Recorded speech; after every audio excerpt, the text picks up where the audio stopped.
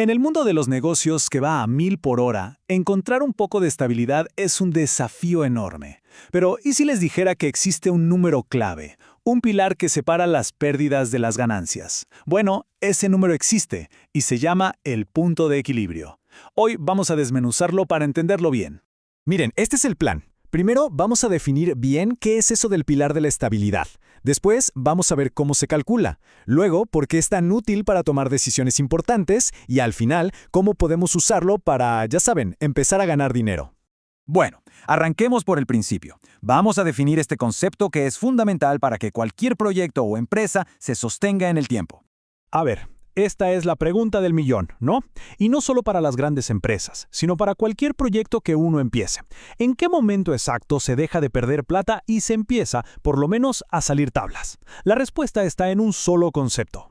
Y ese concepto es justamente el punto de equilibrio. Es ese momento mágico, ese punto exacto en el que la balanza está perfectamente nivelada.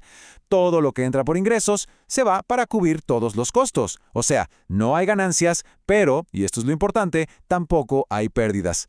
Es la base, el cimiento de cualquier estabilidad financiera. Ok, pasemos a la segunda parte. Ya sabemos qué es, pero la pregunta ahora es, ¿cómo se calcula? Para encontrar ese número mágico, primero tenemos que entender las piezas que lo componen. No es nada del otro mundo, pero sí que es crucial. A ver, toda operación tiene básicamente dos tipos de costos. Por un lado están los costos fijos, esos que hay que pagar sí o sí, no importa si se produce mucho o poco. Piensen en el alquiler de la oficina o los sueldos del personal administrativo. Y por otro lado están los costos variables. Estos sí que cambian dependiendo de cuánto se produce, como por ejemplo la materia prima. Entender esta diferencia es el primer paso. Y la fórmula, en su esencia, es de lo más simple y elegante. El punto de equilibrio se alcanza cuando los ingresos totales son exactamente iguales a la suma de los costos fijos más los costos variables. Esa es la ecuación que define si un negocio se sostiene o no. Y ojo que esto no es solo para empresas, ¿eh? Este concepto aplica perfecto a nuestra vida diaria. El sueldo que entre tiene que cubrir todos esos gastos fijos de cada mes. La comida, la luz, el transporte. En el fondo, cada uno de nosotros tiene un punto de equilibrio personal que es súper importante conocer. Listo, llegamos a la tercera parte. Ya entendimos qué es y cómo se calcula. Pero, ¿por qué es tan importante este numerito? Vamos a ver el poder que tiene como guía para tomar decisiones estratégicas. Lo primero es que es una brújula para planificar. Cuando se conoce el punto de equilibrio, se pueden fijar metas de ventas que no son un simple deseo, sino un objetivo real, basado en lo que se necesita vender para, como mínimo, cubrir todos los gastos. Segundo, funciona casi como un detector de viabilidad. Antes de lanzarse a la piscina con un nuevo producto o un proyecto, calcular su punto de equilibrio nos dice si la idea tiene chances de ser rentable o si la verdad es un riesgo demasiado grande. En tercer lugar, es clave para las decisiones del día a día. ¿Subimos el precio? ¿Tenemos que bajar costos por algún lado?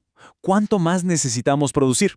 Conocer el punto de equilibrio ayuda a contestar todo esto con datos, buscando siempre maximizar los beneficios. Y por último, funciona como un termómetro financiero. Es una métrica súper clara para ir monitoreando la salud de la empresa. Nos da una foto constante de qué tan sólida y qué tan bien está funcionando. Bueno, llegamos a la última parte, porque, seamos sinceros, la meta no es solo llegar al equilibrio y quedarse ahí. El objetivo es superarlo. Así que exploremos algunas estrategias prácticas para pasar de cubrir costos a finalmente generar ganancias. Aquí tenemos 5 caminos bastante claros. Se puede trabajar en reducir los costos fijos, por ejemplo, renegociando un alquiler.